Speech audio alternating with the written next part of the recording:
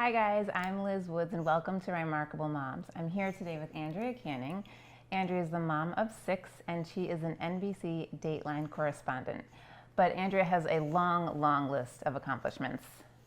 Andrea's been a correspondent for NBC's Dateline since October 2012, and she previously served as an ABC News correspondent from 2004, covering major events at the White House and Congress, the Supreme Court, and the Iraq War. Her diverse reporting at ABC included notable stories on Hurricane Katrina, the Casey Anthony case, and a headline-making interview with Charlie Sheen in 2011. Contributing to a range of programs such as Good Morning America, Nightline, World News with Diane Sawyer, and 2020, Andrea has also anchored early morning broadcasts like World News Now and America This Morning. In addition to all of this, Andrea has also written various TV and movie scripts for the Hallmark and Lifetime channels. Her most recent script, A Merry Scottish Christmas, premiered on the Hallmark Channel on November 18th. Andrea, thank you so much for having me to your home today. Thanks for coming. So let's start off by talking about your gorgeous family. Thank you. You guys are so well known in the community, but let's hear your story and your version. How did you and Tony meet?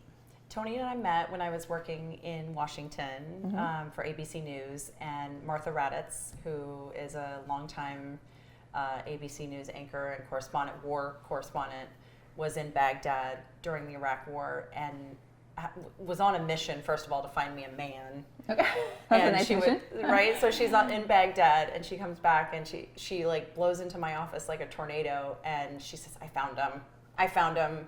His name's Tony. He's a fighter pilot. He's in the Marine Corps. I met him in Baghdad, and then then we just started emailing and talking on the phone. And nice. And was it love at first sight? It really was when I saw him. We finally met at Annapolis, he went to the Naval Academy, and he was visiting, and I was in DC, so I went to Annapolis, and so fun. Yeah, he had his pilot jacket on, leather jacket, and turned around, he's standing in front of the fire, and I was like, wow, okay, I can work with this. Yes. I love it. And where are you guys now? I know it's been years. How long have you been married? It will be, we're 15 years. Nice. And 6 kids. 6 kids, yep. Amazing. 4 to 14. And 5 girls? 5 girls, and then our little prince, who's over there sleeping. After an early morning wake up. We finally had our boy. Love it. So a lot of us know the professional Andrea Canning, but if we were to come into your home, what's a typical day like in your family? Well, this might be perfect. A kid just interrupted the interview. It's pretty chaotic. It seems very quiet right now. That's not normal. With 6 kids. There's, I'm sure other parents can relate. There's a lot of fighting with the girls, silly fighting. You took this, that's mine, why is she getting that? So we have a lot of that. We just went away for a few days, and I did see some of the girls actually getting along. Oh. And it was really, I was just like soaking it in.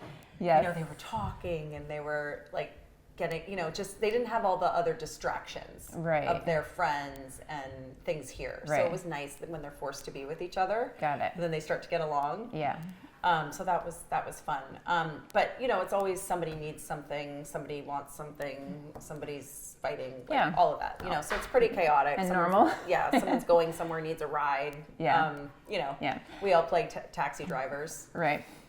And if I were to be like a fly on the wall, and I'm curious to know what you're like as a mom.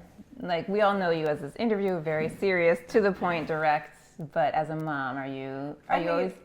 Like, I joke around with them a lot. They think I'm not funny, Yes. But I love just being like, because you can be whatever you want around your kids, right? Yeah. You can be silly, right? Even if they don't like it. Yep. You can just be that person. I think there's probably so many of us that are silly. Yes. Like, other people don't see that side of us, right, that you can be with your kids, right? Yes. Because you can do whatever you want. And then also I yell at my kids sometimes, which I'm not proud of.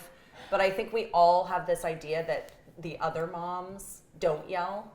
Like, you're the only one, right? Like, no, they wouldn't. That mom would never yell at her kids. Right. And then you feel like you're the only one. Then you occasionally hear another mom confess that she yells at her kids too. Yes, and it feels good. Yeah, I had one friend who said she was so mad.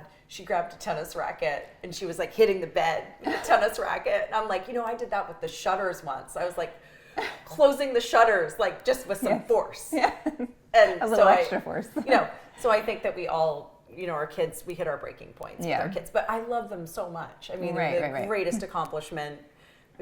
Like, I would give up everything to have those children. Yes. I would give up my career. I would, if I had to. Yeah. And I see you in the community, and I see you at schools, and I know you do everything for them, and you bend over backwards.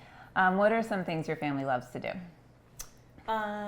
We love going to the Mamaroneck Diner together. So fun, yes. Ordering breakfast any time of the day.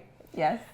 We love going to Florida. That's like our spot that we go to a few Where times do you go in a Florida? year. We go to twice to Jupiter and once to Palm City. Nice. So we do that. So great.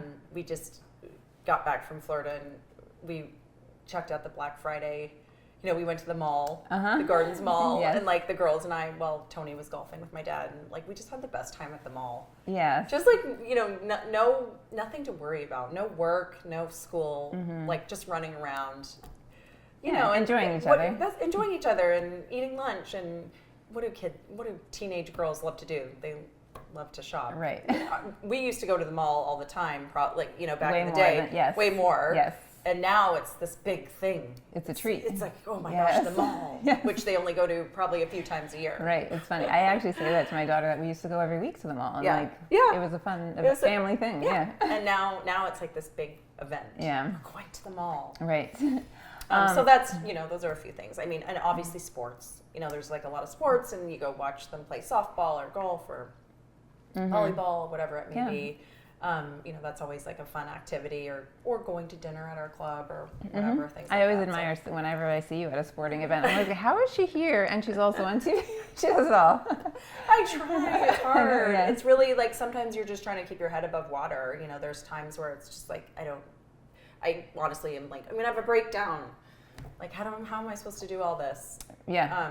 But somehow do. you pull through. Yeah. And then there's another day Right. comes along, and things are always better, I feel like, the next day. Yes. When you hit like your breaking point, and then you're like, I just need to go to sleep now. And then you wake up the next day and everything's a little brighter. Yes. You have a little more, The you sun rested. comes out tomorrow, yes. The sun has come out. Yes. You're like, okay, I can do this. Yes. I can fight another day. Good night of rest is a good solution sometimes. And the other thing I love is too, at night, if there's a show that I really like with the kids or with one of my kids or whatever, they crawl into bed and we won't watch it without each other. Kind of like you do with your spouse. Yeah. We'll have that with the kids too. Make some snuggle time. Yeah. And it's cute. fun, right? It's like you wind down the day and you get to be with your daughter and you can just enjoy something you both enjoy. Totally. What are your go-to shows? Anna, my 14-year-old, and I are watching, so we like to go back in time and watch the older, we're watching The Catch right now. Okay. From ABC, but we watched Revenge, we watched Desperate Housewives, we watched Devious Maids, we burned through all the early 2000s. Yes, we just, Carly and I watched Gilmore Girls, which was... Oh, that's a good one. That's a good one. Actually, maybe we should do that. Yeah. Because network television is safe. Yeah. You don't have to worry about the stuff you see on streamers, which I love streamers, but it's edgy. Yeah. And network TV is always, there's no swearing. There's no, content that you shouldn't be watching. At the most, you'll see the beginning of it or the ending of it. Yes. So you can feel pretty safe watching those kinds of shows with your kids. And as a mom, you have a 14-year-old all the way down to a 4-year-old. Yeah. Yes. How has your parenting changed from, having one girl to 6 children? You mean the uptight mom? Yeah. When she was first born and I was losing my mind? Yes. Because everything had to be perfect and I was like, I don't know what I'm doing. I would say it was a big shift at number 2 because I felt like, okay, I know how to do this now. I'm not freaked out anymore. Right. And I had the number 2, Charlie sleeping through the night very quickly and just was much more relaxed. And then it just got more and more relaxed. Yes. As each kid came along. Now and Trip is tagging along. Oh my gosh, Trip. It's like the early ones you have to, they have to eat all the right foods and everything. Yes. And then now it's like oh, you can have a cookie Yeah. for dinner. Not quite that bad, but close. Right, I know, it's close. So, Andrea, we all know Dateline. You're doing in-depth investigations into true crimes. Did you always want to be a correspondent on a show like this? Is that where you started off? I always had an interest in crime stories, like the really crazy ones, you know, like from an early age. I got really interested in like documentaries and dating back to like, I remember the first one I saw was Bambi Bembenek. I don't know if anyone remembers her. It was like Laurencia Bembenek. I think she was like a police officer or something, and she was accused of killing her husband, but she was wrongly accused and ended up escaping from prison and going to Canada, and then she was eventually acquitted. And so it was like, so really early on I had this fascination. I mean, I've covered all kinds of news, you know, I've covered natural disasters and politics and all that, but like I'm always sort of drawn to those shows, and I always watched 48 Hours, and then I just never thought I would end up on Dateline. Yeah. But it's the right kind of content for me. I enjoy it. I find it really interesting from the beginning to the end of, you know, what happened, why people do what they do, the families that you get to know, the killers that you get to interview, the detectives, the prosecutors, the defense attorneys, the whole, you know, we take you from the beginning to the end. Right, so you sure do. It is interesting, and every case is different. You know, you're always learning something about some new case or some new technique or, you know, so. And what is it like? I mean, I can't imagine being face to face with a killer. How do you prepare for that? Do you feel nervous? What is that like? And are you always in the room directly with them, or is it? Yeah, well, it depends. There could be glass between us, or there could be no glass. Usually when there's no glass, they'll be in leg shackles, you know, or handcuffs, or, you know, or the guard is, the corrections officer is like right there. It varies, you know, from prison to prison. I'm not nervous about like safety. I'm more nervous about like, you know, like it's kind of like the energies up there, right? You're about to like usually have 1 hour with these people. So you just have to say everything you want to say, and you don't know what they're going to say. And, you know, a lot of times they deny it. And then like the interview starts off very soft and like, oh, tell me about your love story, right? Because they're innocent. They're telling you they're innocent. So, and then it makes that turn, and it gets like harder and harder. And then, you know, and like sometimes the leg shackles start, like we've had to duct tape the leg shackles to the floor because they're so loud when they start to get upset. Oh. Because you're asking them harder and harder questions. Yes. And then it's weird. The last couple of prison interviews I've done, they've admitted to doing it, which is, you don't get those ones nearly as much. And it was weird. I had 2 in a row. And that's a whole other animal, because you're not challenging them as much, right? Because when they're denying it, you're in challenge mode. Well, you said this, you did this. And then when they're admitting it, it's like, you kind of have to figure out where to go with that, right? Because they're like, yeah, I was wrong. And how do you handle it? What do you think made you do it? And then they're like, I don't know. You know, it's like, it's a more challenging interview when you don't. Right.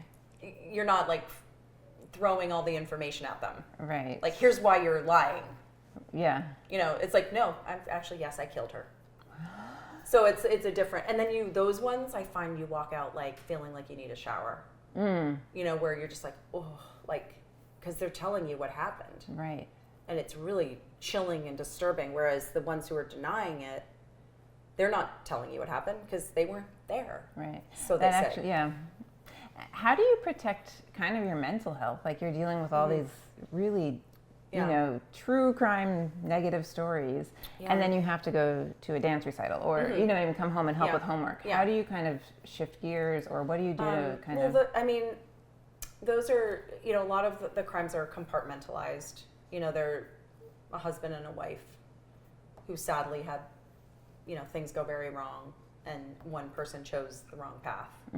You know, and so I feel very stable in my family and my relationship, and so I can't identify so much because I don't understand why don't you get a divorce? you know, so for me, it's like I'm not. There's a little bit of that wall there.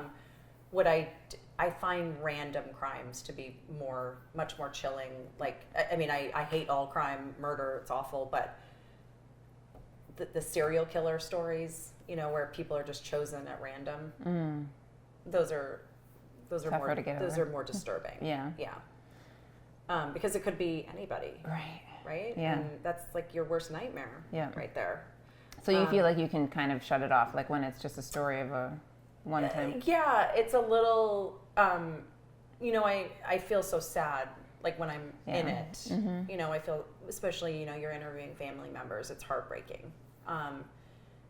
It's a little, but you do have to find a way to shut it off when you get home. I mean, there was one of the guys who admitted to killing his ex-girlfriend's mom.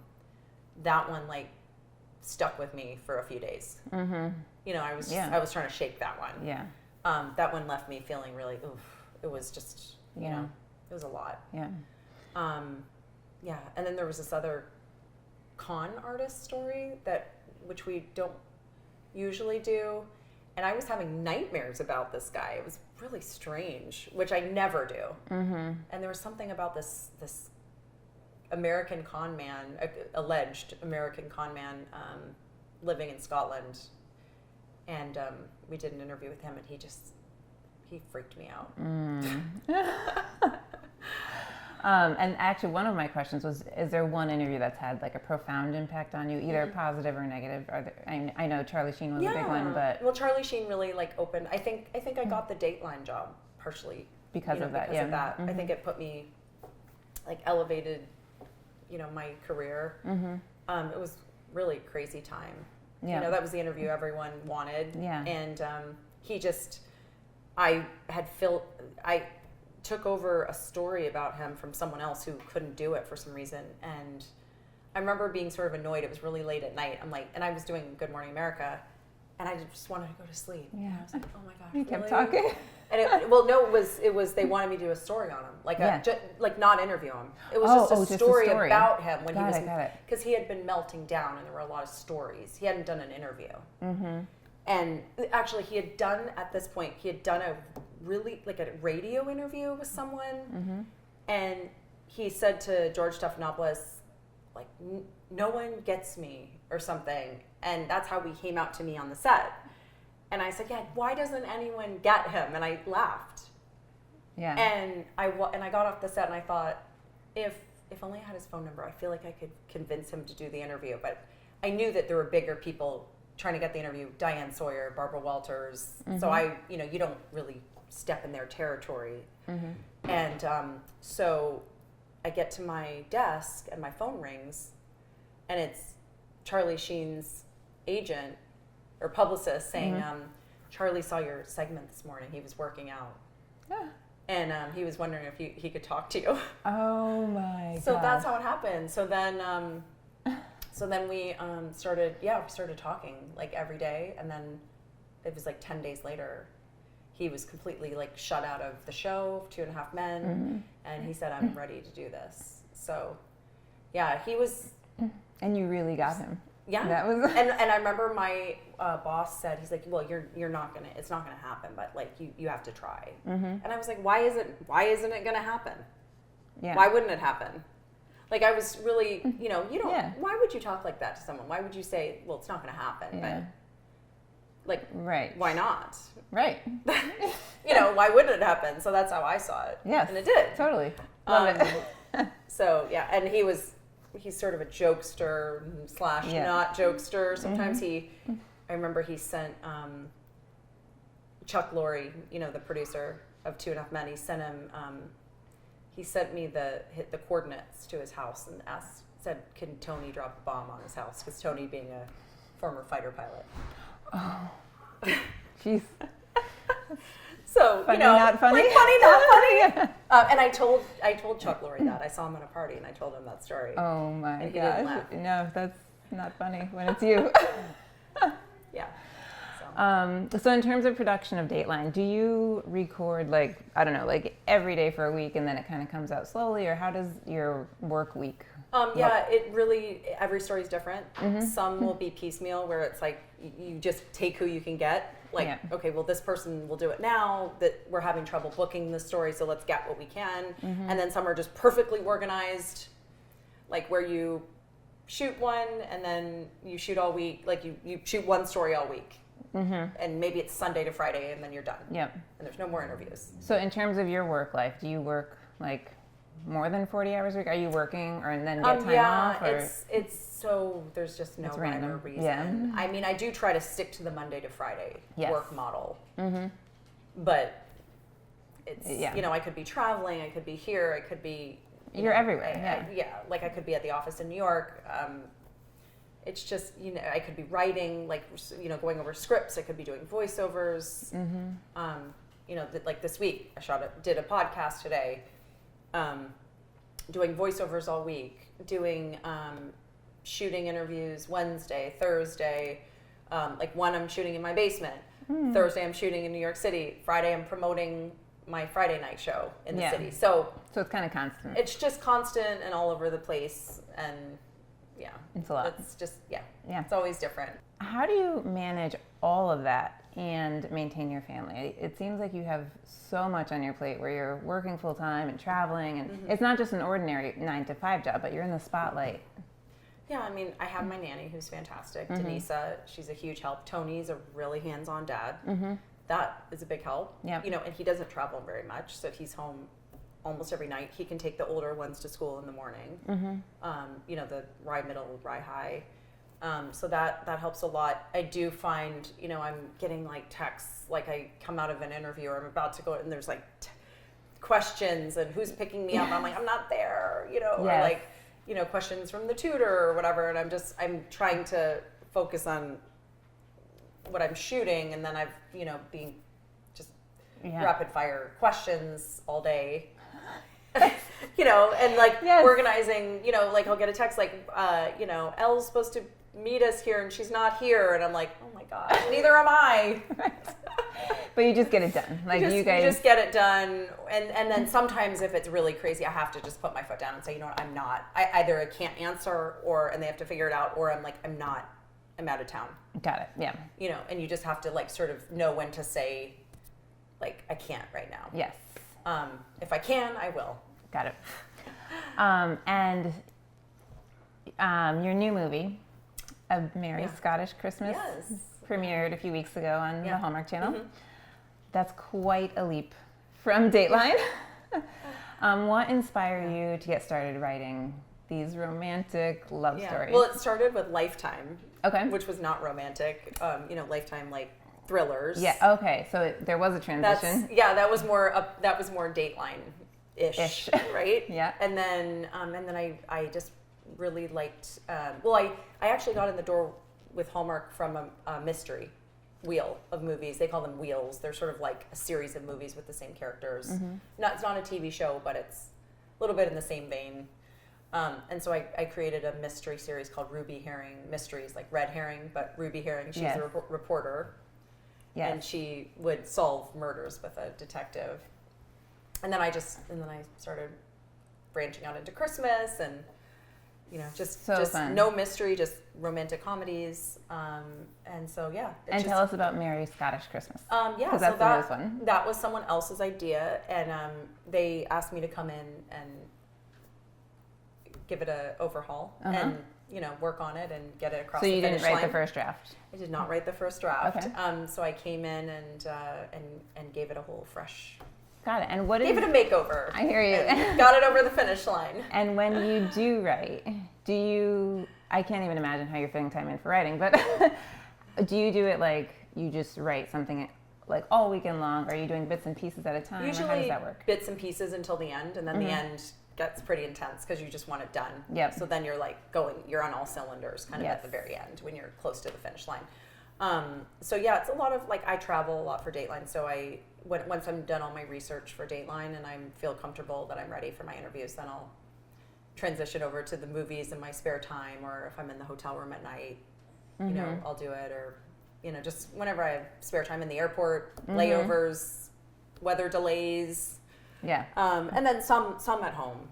Not as much in the house, like here, because it's hard, but absolutely if I have to, yeah. Wow. And I'll usually write like with the kids around me, Yeah. which is even like really crazy because Yeah. you know, it is chaotic and you're trying to like write a movie script and then the TV's on and the kids are yelling, but Not a lot of downtime for Andrea Canning. yeah. That's what I'm learning. That's true. Okay, so in terms of production of the movie, do you choose the actors or? I'm never responsible for choosing actors. No, it's occasionally, you know, they'll get my opinion or something. Like, especially when I was working at Lifetime, you know, they would send me some of the auditions and things like that, and I would look at them, and then yeah, every once in a while, what do you think of this person? Or I mean, Lacey Chabert and Scott Wolf were already attached to the script, Yeah, and you know, and they were great, by the way. Nice. I got to know them, and Lacey and I have a mutual friend, Ashley Jones, who's an actress. So right away, we kind of, you know, Lacey and I hit it off because of Ashley, and I honestly, like, I had a Zoom with the team and with Lacey and Scott. They were so nice. Like, you know, when you just aren't sure if somebody. Yeah. Like, you don't know, right? And they could not have been nicer. And they were giving me their ideas for the script, things that they wanted to work in, and then so I asked them. I said, "Well, is it okay?" And the executive Samantha on the project, and I was like, "Is it okay if I put some like Party of 5 Easter eggs in there?" Yes. And they were like, "Yeah, we'd love that." Yeah. And so if you're a Party of 5 fan, There's little things. Yeah. you'll see like the pub is called Salinger's Nice. in Scotland, things like that. Yeah. And do you ever put anything related to Rye? Yeah. Yeah. Oh yeah. I'll use kids' names, kids' friends' names, the town, like street names, things like that. So you know? fun. I'll just add in little things like Right. Yeah. Super fun. Like, or I'll say the town is called Westchester or something. Yes, or, yes. Yeah, things like that. So it's fun when you can do that. And even like we were watching A Merry Scottish Christmas, and there's a scene right in the first act where they're reading a newspaper article which tips them off through this birth date that their mom was a duchess, and all the kids were watching. I'm like, Elle, that's your birthday. Oh, you know, because so I cute. used her birthday for the Duchess. That's so fun. Yeah, just do your little things kids like watch Dateline and all your movies? that. They don't watch Dateline. Most of them are too young, and Anna could watch it and has before, but she's not overly interested. No, if I put it on, they'll watch it for like 2 minutes, and then Trip will go, "Oh, mommy," Yes. you know, and then he starts to think everyone on TV is like mommy. He's like, "Is that you?" Oh, Like, you know, point to like some other blonde woman who's on TV or something. And, so you can take credit for it. I mean, sure. so they don't. No, they're not. I wouldn't say they're overly interested at this point. That's fair. I'm sure they will one day. Yeah, and the content isn't really appropriate for them anyway. So, but they will watch the Hallmark movies. They do watch those. Yeah. Okay. Because those are easy. I mean, there's nothing. Super fun. Nothing's gonna happen. Right. That I'm gonna be concerned about in those. So. Totally. You just exude confidence in everything you do. Oh, thank you. But what are some of the challenges you face, either in work or family, Yeah. or what are some of the things that you cope with? Yeah, like with the writing, because I still sort of consider myself a little new to it all, even though I'm not so new anymore, but it feels that way. And I'm like, they're gonna hate it. They're gonna hate it. Or I'm like, oh no, I haven't heard back. They hate it. Like, Yes. you know, I still have that yeah. self-doubt with like the scripts. Because if it doesn't come back fast enough, or, you know, whatever, like you just have that like, oh my gosh, you know, and it's subjective too, right? Like what people like, what they don't like. Right. You know, Dateline, I definitely feel more confidence after so many years. You know, I've been on that show for 11 years and been in broadcast television since 1997. So, you know, you get to a certain point where like you feel like, okay, I belong here. Right.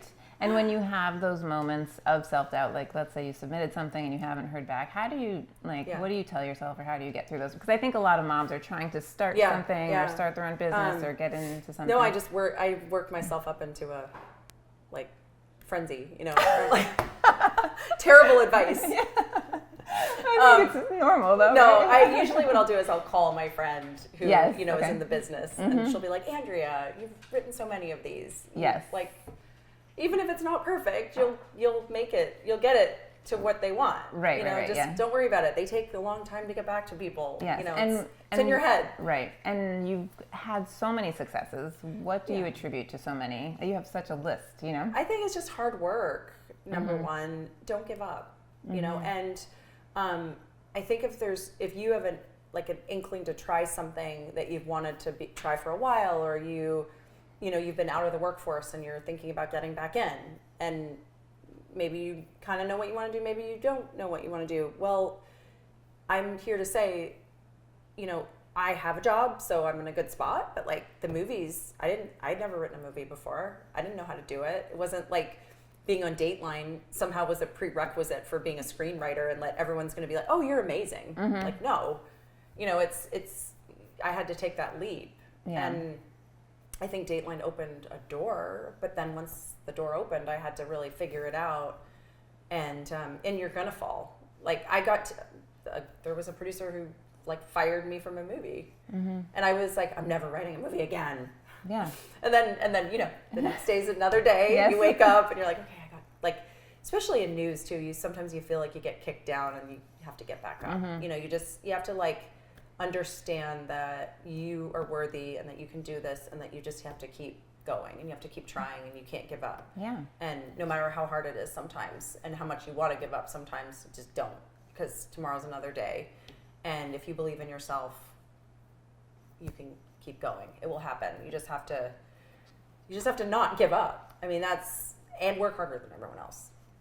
You know, those are the keys, I think. It always has been for me. And then just knowing what you want too helps once you figure that out. But think about, what do you like? What do you like to do? Who do you know? Who can you call? Who can bounce ideas off friends? Or there's a huge network here, you know, of all kinds of people with all kinds of jobs. Don't be afraid to approach and say, and I saw a guy's name, a producer in the Rye paper. So I just found him on Facebook, and next thing you know, we're having coffee. People are really open to things, and if they're not, then, well, forget about them. You know, yeah. You'll go find someone else. Yes. Who cares? Who will, right. You know. I love it. So good. Okay, and what does the future hold for Andrea Canning? Oh my gosh. You know what? I want to write a book. About what? Like a mystery. I want to write a mystery book that could be made into a movie. Fun. I think that'd be fun. I don't think that's too big for you. I know. I don't have time. That's the problem. You know? I don't have time, but that's totally on my bucket list, and that's what when I finally have time, that's what I'll do, is write a mystery. Write a book. Yeah. I think you can do that. I just no need the problem. movie. I need the movies to calm down so I can focus on the book. Yeah. It's a good problem to have, though. Well, every time I try to take a step back, then someone, you know, the more you do it, the more writers are in demand, and the more you get people coming to you and asking you to fix something or write something or help or whatever it is. And so it's hard to say no. Right. And you almost need to prioritize what you want to do, like you said. Yeah. Is it movies? Is it a book? But yeah. Right now, I'm just it's day to day. Just roll with it. Dateline's always number one as far as career. Children, obviously, husband. Right. Number one over here, career is Dateline. That's my focus. And then everything else is it's you know, icing on the cake, I guess. Awesome place to be. That's awesome. So Rye moms have questions for you. Okay. If you want to do a little speed round. Sure. Okay, so I asked a few people if you could talk to Andrea Canning, what would you ask her? Oh. Some fun things. So what is your typical Starbucks order? Oh, because people see you walking on Milton with your kids. Yeah. Grande, caramel macchiato, extra foam, decaf, skim milk. Nice. Okay. And today I got that gingerbread loaf because I was so hungry. Oh my gosh. Which I don't usually order food there, but I was really hungry. Do you and your family eat fast food? Oh my gosh, yeah. McDonald's. Yes. Oh, I get a medium Diet Coke and a hamburger. Okay. And then if I'm really hungry, I'll get fries with that. Fun. Yeah, love that drive-through. Yeah. Okay. And with the traveling that you do stop at the Golden Arches and. I would say less on the road. On the road, we actually try to eat at restaurants with each other at night if we can. So and they bring in food. They'll bring in sandwiches and stuff to that's already kind of pre-done, so you don't have to like worry about that. So this might just be like for fun when you're home. It's when I'm home. Like I'll pick up Trip from preschool and I'll go to McDonald's or whatever. And yeah, I love McDonald's. Super fun. Okay. Transporting 8 people around is a big job. What kind of car do you have? Yeah, we have a Yukon XL. And everybody fits? The key is you just need benches. Yeah. Because then you can do 6 and 6, right? And you're good. That's got to be hilarious. Okay. And we talked about this. Have you calculated how many years you'll be at Milton School? Oh yeah, what was it till 2030? 30, yeah. Figured out? Yep, and Anna and Carly started in 2013, so. Oh my gosh, that's so scary to say 2030, right? It sounds very weird. 18 yes. years? Yeah. Is that? Oh my gosh. Yeah, 17 or 18 At one years. school, that's just wrong. I feel like. You'll know every single teacher. Well, yeah, but then there's the moms though. You start to not know because before it was always like I knew everybody, and now. And they just keep getting younger. They keep getting younger. I don't know how and they do. And then you don't know who they are, and like you're just like, hey, yes. And yeah, some of them like, I think I met a mom who was like 30 or something. I'm like, oh my gosh, help me. Do you want to share your age? I'm 50. Okay. Yeah. Beauty secrets. How do you stay looking so fabulous at 50? Well, sleep is really important, I think. I don't have any right now, but Botox. Okay. I have no problem with Botox whatsoever. Okay. I think it's like a miracle. Yeah. I actually do. I need to get some Botox. Well, you look great. Thank you. Just taking care of yourself, Yeah, eating. Sleeping, eating, and lots of sun. I don't go for the big tan in the summer. I wear a lot of bronzer like in the summer. Oh. I put the SPF on because I already did enough damage in my 20s. Yeah, so now I'm just trying to like stop it. Like I'm just like as much sunscreen as you can. As I can, and then just try to fake it with makeup. Well, it looks good. You're faking it well. Okay. Do you exercise? What kind of exercise do you like to do? You know what? I really wish I did. That's something that has to go right. I don't have time. I just don't have time. I hear you, but I do see you walking. Is that not regular? Okay. I mean, not regularly. I used to when we lived in Hicks Park. I would try to walk to Milton. Yeah, maybe that's where. And walk back, which I loved. Yeah. But now we're too far, so I can't. I mean, I would say I don't exercise, but which I really truly should, and I encourage everyone to exercise. But I'm so on the move. Like I feel like if you did steps, I feel like I would have a lot of steps every day. Yeah. Well, based on what you described, your days and weeks. Yeah. Like. So there's a lot of like, and when you're so busy, you don't snack as much. Yep. So then it becomes like about diet, right? Even though yes, I love the odd McDonald's, but when you are not bored, for me boredom is when I start to eat. Mm-hmm. You don't sound like you're bored very often. That's the thing, right? Is like when you're constantly doing things, you're not desperate like to eat, right? Because you're not like, okay, what am I going to do? Oh, there's some chips in the cupboard, like, because you're just one thing to the next, right? Mm-hmm. And then you're busy and you're moving and that's kind of what that's all about. It's because it's hard. Like I used to snack before I had kids and was busy. I would eat. I would watch TV and I'd eat. Mm-hmm. Because. What else are you going to do?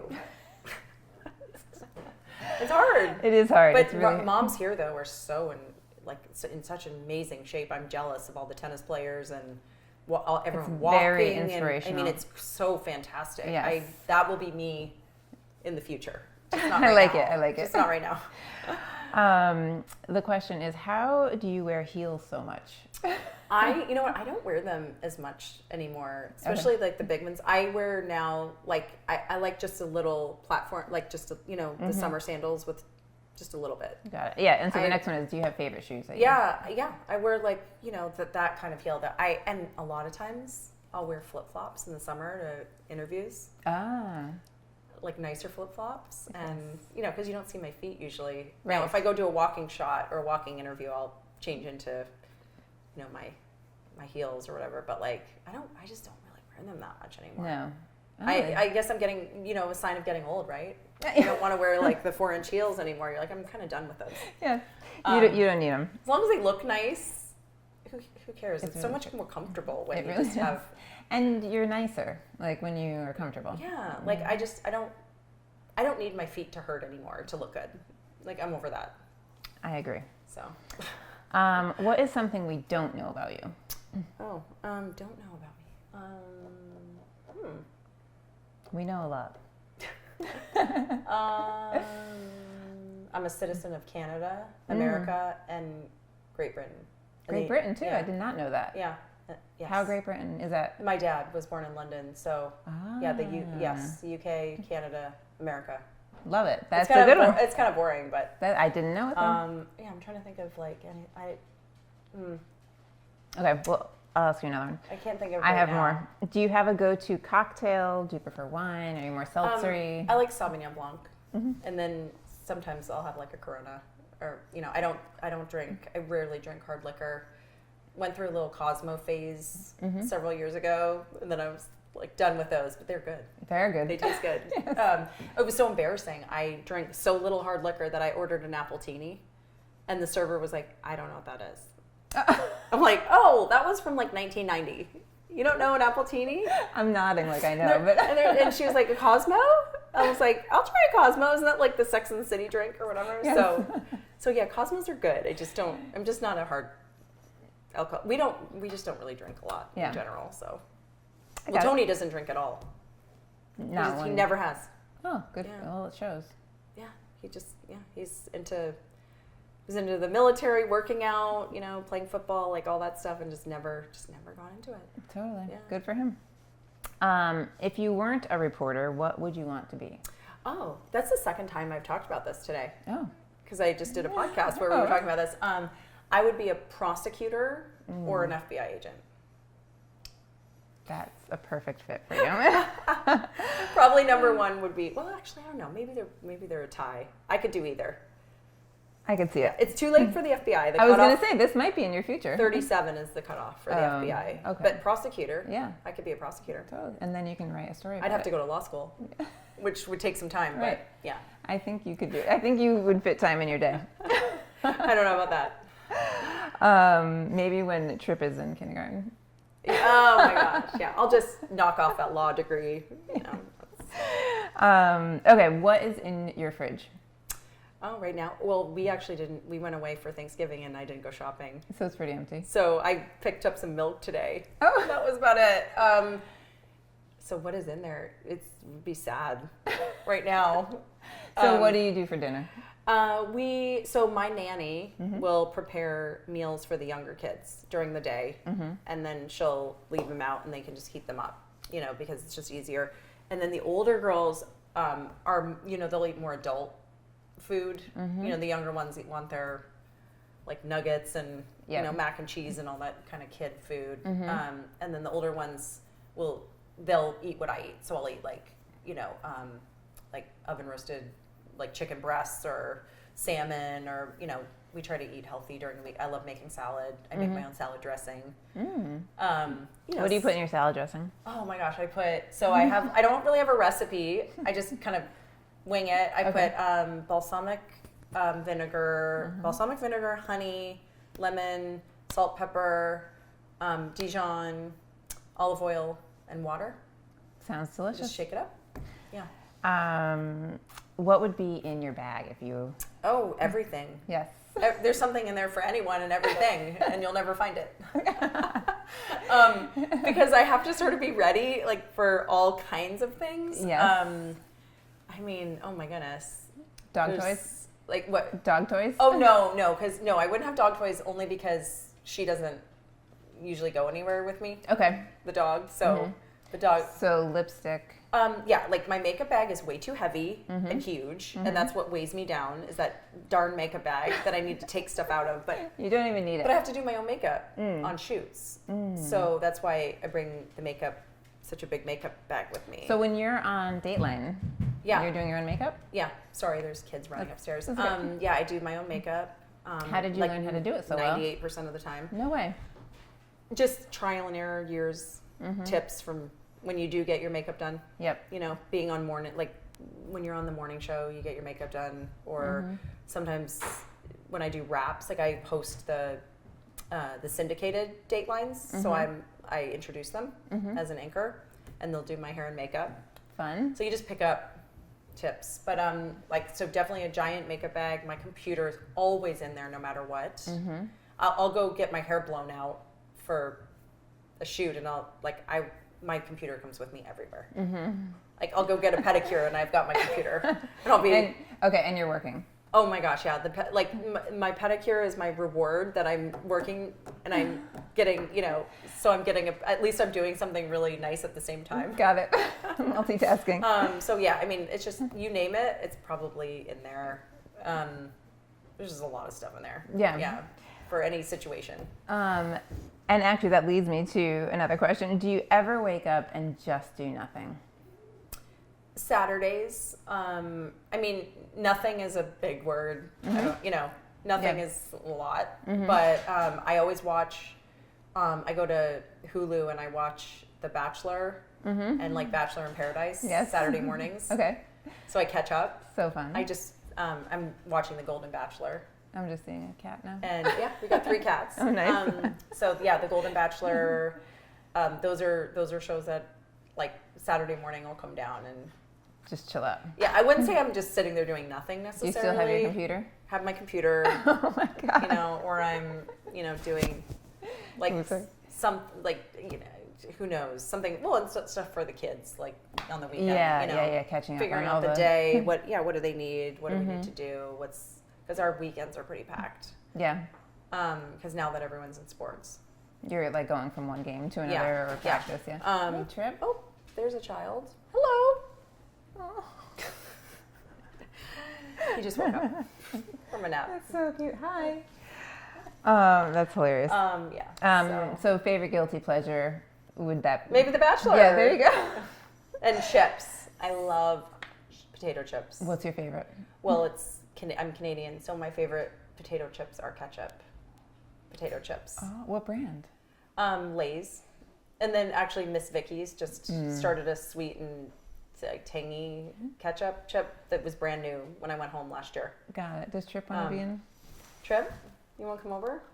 No. So ketchup, dill, all dressed is another Canadian flavor. Dill pickle, which I know they have here, but. So is a ketchup potato chip a Canadian thing? Yeah. Oh, I've never had it. So they're just regular potato chips coated in ketchup seasoning. And they're like the greatest thing in the whole entire world. So fun. Yeah, but if I'm here and I don't have access to ketchup chips, then I usually eat like salt and vinegar potato chips. Yeah. Or I've loved them since I was a child. Like that's my vice, chips. Fun. And I love chips and dip. Fun. Like Ruffles and French onion dip. Yes. Amazing. That brings me back to my childhood. Right? Yes. With like a Diet Coke or something. Yes. Oh yeah. Yes. So funny. Actually, when I first moved to Rye, somebody said to me, Rye moms are very scared people. Like, if you ever showed up to pick up and you had a fountain soda, everyone would look at you. I was like, my gosh. That's so true. I love fountain sodas. Like, those are my, like, that's that's actually one of the main reasons I go to McDonald's. There goes. I go to McDonald's to get the fountain soda, like, more than anything else. Hello. So funny. Hey, buddy. Would you like to come out? Oh, okay. He dipping in and out. I hear you. Okay, so we're almost done. What is a date night like with Tony? Usually, we used to do dinner and a movie. Now, since COVID, movies aren't.